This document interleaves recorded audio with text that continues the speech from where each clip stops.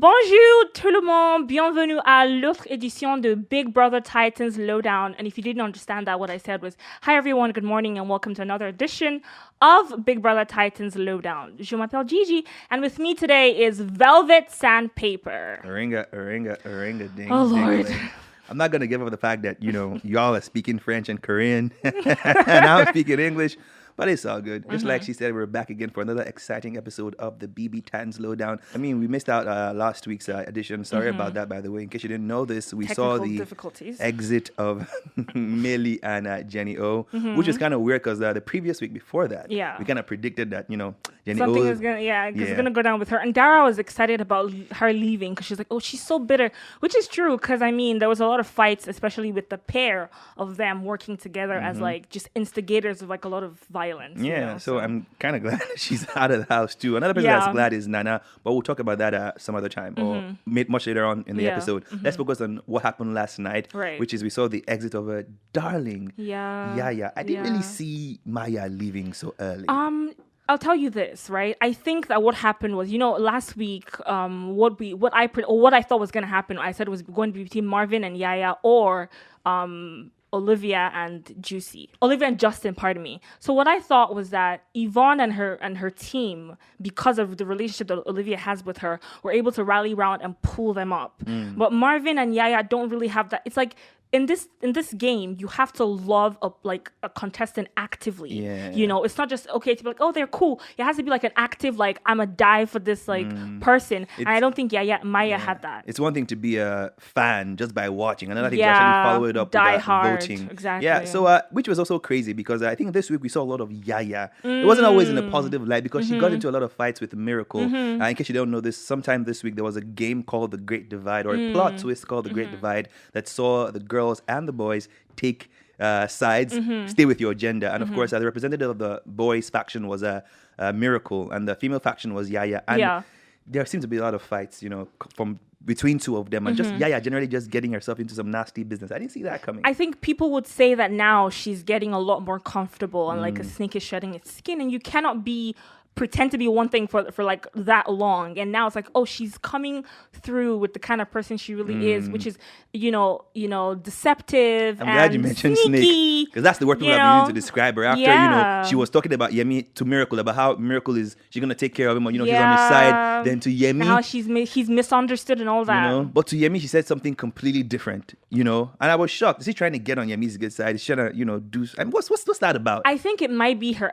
It's almost like, again, it's a little too late because now she's gone, right? She's gone now. Because I feel like it might have been her strategy, where it's like she seems like she's not on the good side, or she's not on like the attractive side of a lot of people in the house, especially the male folk. And so it's kind of like, I'm gonna go to a person who already has an issue with another person and try to make them feel better about that relationship. Hopefully I can see an opening from that point. You know what I mean? So it's like, but my thing is, why go through the stress of like openly speaking positively about a person and then going back, like, just don't say anything at all. That is deceptive. Yeah, it's better not to put yourself out there in that kind of light. The one thing I'll say for sure is one thing I really love about this house is that there's no, like, I think there's only one linear relationship, and that's Kanaga and Sassy. Almost every other person is in like some kind of circle, triangle, trapezium. Like, it's never a linear thing, and it adds a bit of spice to the house because everyone is on some level or the other just unfaithful or thinking about being unfaithful or just haven't been unfaithful. Let's quickly start with that Blue Iva, Black Boy, and Marvin. At some point they both sat Blue Iva down and said, "What are you doing? What kind of game are you playing? Why are you telling us the same thing? Why are you trying to start some, you want to be starting something." So now that they thrashed that out, and of course Marvin has left the game, it does seem like they're more than cool. When Ebuka asked Black Boy, he says it's cool with Blue Ava, but I don't think they're cool because they were being, getting all up each other's business. Yeah, it's a physical thing now. So I think they're more than cool. What I think is, especially after what happened with Blue Ava and Yemi and Khosi, that triangles back to like one line now, I think. But Blue Ava is kind of like, this is somebody who's interested in me. There's no point or there's no need like pushing it away because we're going to be here for a little, like a hot minute. So you think she's settling kind of? I think she's settling because I personally don't think that Black Boy was. If it was like a thing where she could choose, she would pick Black Boy. Yikes. And I think Black Boy also, whether he likes it or not, he kind of knows it.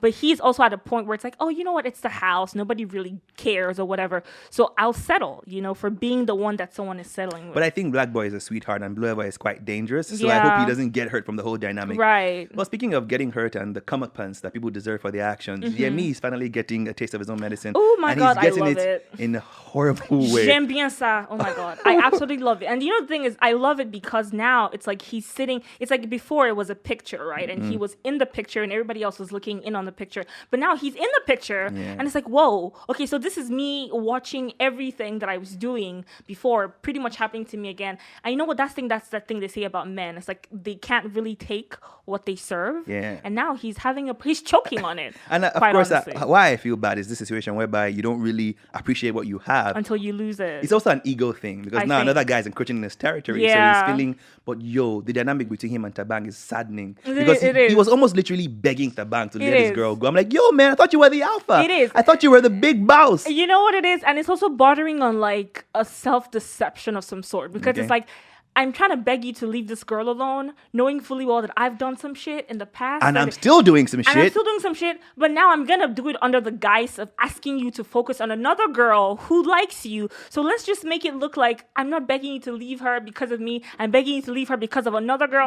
Like, it's like, honey, this Yoruba demon, it's not really demoning the way you think it is. I wouldn't even call it a Yoruba demon kind of thing. Now, because Tabang, my guy, who is banging with Khosi, is also making out with Nalisa, who he knows likes him, but he's just stringing her along because he has no plans whatsoever to take Nalisa seriously. You know what? I feel like the bang going with Nalisa is kind of like a thing of like it's a pity thing. Don't ever let a man come to you because of pity. It's so sad because it's like, and vice versa with Black Boy and Blue Eva. Don't let anybody settle for you, and that's what Melly was trying to fight against. That he came off as aggressive. He didn't want to be second choice. He said that growing up, he's an attractive guy, but girls didn't want him to be the main guy. He was always being the second choice, the one they picked after the fact. So he was trying to fight that. So I think generally, boys and girls, if someone isn't reciprocating your energy, don't be that person that starts to beg for attention. Leave, honey. Just leave. Both genders. Don't be that guy or that girl. Yeah. Okay. But you know what? It's much easier said than done. But of course. I know this. Not focus on that. As a retired sim, I know this. Now, of course, I know we spent way too much time dissecting all the love triangles and intrigues. Let's quickly move on to the other business like nominations and prospective evictions. Ooh! We know that there was a big deal with Tabana finally winning HOH. And let's just put it out there that Nana has been shining since she's no longer under the shadow of Jenny O. She's been bringing her A game. She won the arena games, I think. She also won a HOH with Tabang. So Tabana ended up saving Royals, saving Javon, and putting up Juicy G and Olivia, which caused a lot of fight there because people are saying, why do people keep saving the Royals? Granted, Ibubu is a albino, but that doesn't give him any privileges. So people are wondering, why don't you give Royals the taste of eviction and nomination for a chance? I don't know why people are pressed about it, right? Because the Royals themselves have not done anything. They're actually sweethearts. So exactly. So it's like it's so easy to save them because when push comes to shove, it's like, who am I going to keep in the house is going to give me the least amount of stress and may or may not be like the hardest competition. And they're the ones. I mean, I hope it doesn't backfire in the end because you keep saving them until they become competition enough. But I feel like they're sweethearts and they're the least, confrontational people. Yeah. They have the least drama and violence of baggage or whatever you want to call it. So, I mean, I love that. That's another angle. That's another angle. Because people are right now pushing on the agenda that it's just because he's an albino. But I think what you're saying makes more sense than that. He's just that guy you don't really have a problem with. Yeah. Really. So other business that happened throughout this week, we saw the Valentina treats where the boys try to take care of the girls. Anything you want, we'll do for you. That was pretty sweet. How sweet. And of course, we saw Blue Eva and Nalisa's fake fight. It happened earlier in the week. It was really scary. It was, wasn't it? Yeah. I think another thing again that I would say was really funny was the way that even with the fake thing that happened with Olivia, and then with the blood in her mouth and everything. The part that I thought was most funny was when Miracle was like, get back inside and wash your mouth. And then she went in there and actually did it. It was funny because you could see the dynamic of their relationship. Yeah. You could also see Miracle's personality Miracle is so misunderstood because forth. He's a lot. He's very expressive. He wears his heart on his sleeve. Yeah, but he overdoes it sometimes. And that's why he gets a lot of pushback. But that guy is real. Yeah, he is real. So and too. I love the thing he's doing with the podcast. Okay. Yeah, he's really people cute like that. too. You tend to appreciate them when they're no longer there. True. But when they're there, you think they're a bother. Yeah, but when their energy has left the building, then then you feel their impact. So So listen what to that. what are your predictions for eviction? Who is going next? I mean, we were on the money when we said Jenny O were on the chopping block. Yeah. Right now, even though we don't know who will get nominated, who do Yeah. you think might just be the one to leave next week? Real quick. Now it's getting a little tricky. I would have said Olivia and Juicy, Okay. but Yvonne's people, she's an army of her own, and Yeah. anybody who's on her side kind of pulls that army. And even though with them. Khosi and Miracle are in a precarious position, people tend to love Khosi a lot. And I think Miracle has this unspoken fan base where they're like, nah, I feel this guy's Yeah. hard, so I'm going to defend him. Yeah. So it gets harder. But you got to it's a pick little one. tricky. Okay, you know what? I think maybe I will probably go Sassy. Oh no, Black Boy. You think? No, actually, no. Because it's now like people's It's strengths getting are harder. coming We just got to forth pick one and- person because of time. Okay, I think the Black Boy pair. Black boy pair. Yeah. Okay. Ipilenga and Black Boy might not be, because I mean Ipilenga is.